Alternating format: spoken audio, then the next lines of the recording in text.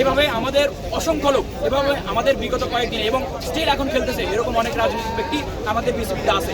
তারা হচ্ছে যে থাকার কারণে তাদের দেখা দেখি তারা যেহেতু অপরচুনিটিস পাইছে অনেক বেশি, এই সরকার থেকে, এই স্বৈরাচারী সরকার থেকে অনেক কিছু ওরা পেয়েছিল। আপনি যদি নিজে না আসেন আপনাকে কেউ ধরে মন্ত্রী বানাইতে পারবে না, আপনি যদি নিজে না আসেন আপনাকে কেউ ধরে এমপি বানাই দিতে পারবে না। আপনার স্বইচ্ছা ছিল বিদায় এবং আসছে, আপনি চেয়েছেন বিদায়, আপনি এমপি হয়েছেন, আপনি ক্ষমতাসীন দলের লোকের এবং স্বৈরাচারী দলের লোকের এমপি হয়ে আপনি ক্রিকেটের 12টা বাজিয়ে দিয়েছেন। আপনি আপনার রাজনৈতিক প্রভাব প্রত্যেকটা সেক্টর আপনি খাটিয়েছেন। এই যে নিরীহ যে ক্রিকেটাররা যারা যোগ্য ব্যক্তি ছিল, আমি এক্সাম্পল দিই, এই যেমন আমাদের মিরাজের কথা বলি, তাকে আমরা বলেছিলাম কি সে আমাদের হবে সেকেন্ড সাকিব আল হাসান। আমার সাকিব আল হাসানের কথা মুখ দিয়ে আনতে লজ্জা লাগতেছে আজকে। সেকেন্ড সাকিব আল হাসান আমরা তাকে বলেছিলাম, কিন্তু সেই মিরাজের বিশ্বকাপে পর্যন্ত জায়গা হয় নাই। কেন হয় নাই? তার পারফরমেন্সের কারণে না। এখানে একটা লোক দেখাইতে পারবেন না মিরাজ ব্যাটিং খারাপ করছে, মিরাজ বোলিং খারাপ করছে, মিরাজ ফিল্ডিং খারাপ করছে। একটা রিজন আপনারা দেখাইতে পারবেন না, গত 6 মাসে একটা দেখাইতে পারবেন না। তাহলে মিরাজ কেন বাদ গেল?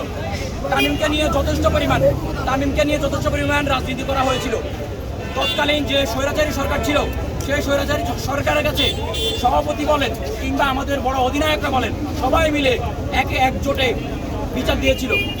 তাকেও তার যোগ্য জায়গা থেকে তামিম বিপিএল খেলেছিল, বিপিএল সর্বোচ্চ রান সংগ্রহ ছিল এবং হচ্ছে যে ভালো একজন প্লেয়ার ছিল, সে ফর্ম ছিল, তাকে কিন্তু নেওয়া হয় নাই। বিনিময়ে কি দেখছেন আপনারা? বিনিময়ে বিশ্বকাপ ব্যর্থতা, বিশ্বকাপে আমাদের হতাশা, সবকিছু অপমান অপদস্থ হয়ে, শুধু অপমান অপদস্থ আমরা বড় লোকের কাছে হইলে মানা যেত, কিন্তু ভারতের পশ্চিমবঙ্গ ভারত আমাদেরকে নিয়ে তাদের টিভিসি অ্যাড বানায়, তাদের টকশো করে, সেখানে আমাদেরকে কটাক্ষ করে কথা বলে। তারা আমাদেরকে বলে আমরা নাকি তাদের বাপ। তারা এইভাবে আমাদেরকে নিয়ে কটাক্ষ করে কথা বলে। কেন বলে? এই আপনাদের কারণে। আপনারা যদি ভালো ফর্ম করতেন, আপনারা যদি ভালো টিম ম্যানেজ করতেন, আপনারা যদি ভালো দলকে, ভালো মানুষদেরকে আপনারা দলে রাখতেন, নির্বাচক প্যানেলে রাখতেন, তাহলে আমাদের এই 10টা আসতো না, এই আমাদের হতাশা, এই ব্যর্থতাও আমাদের আসতো না। আমি কথা বলতে চাই, আমাদের কোনো ধরনের একদল দেশের স্বৈরাচার পতন করছি, স্বৈরাচার দৌড়াই দিছি আমি সর্বপ্রথম বলি আমি স্বৈরাচার পতন করছি, তার মানে আরেক স্বৈরাচার বা আরেক দলকে সুযোগ দিব বিসিবিতে এসে এগুলো চলবে না।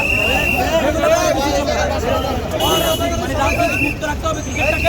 আমরা ক্রিকেট যেহেতু ভালোবাসি, ক্রিকেট 18 কোটি মানুষের আবেগ, ভালোবাসা, এই ক্রিকেটের কারণে ক্রিকেটকে ভালোবাসি বিদায়, আমরা স্পোর্টস ভালোবাসি বিদায়, বিভিন্ন দল ভালোবাসি বিদায়, খেলাধুলা করি বিদায় অনেক যুব সমাজ আমাদের বলা চলে মাদকাসক্ত থেকে অনেক দূরে আছে।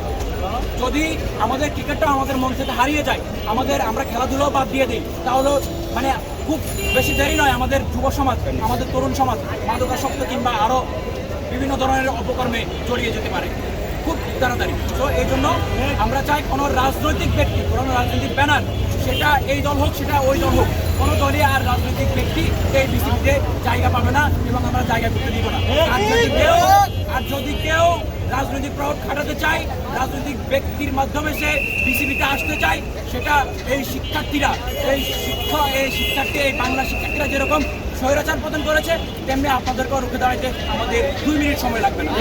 এটা হুঁশিয়ার করে দিতে চাই, আপনারা যেই আসুন যেভাবে আসুন, নির্বাচনের মাধ্যমে আসুন, সুন্দর করে ক্রিকেটটাকে একটু রাজনীতি মুক্ত রাখবেন, তাতে সবার ভালোবাসা পাবেন, 18 কোটি বাঙালির ভালোবাসা পাবেন।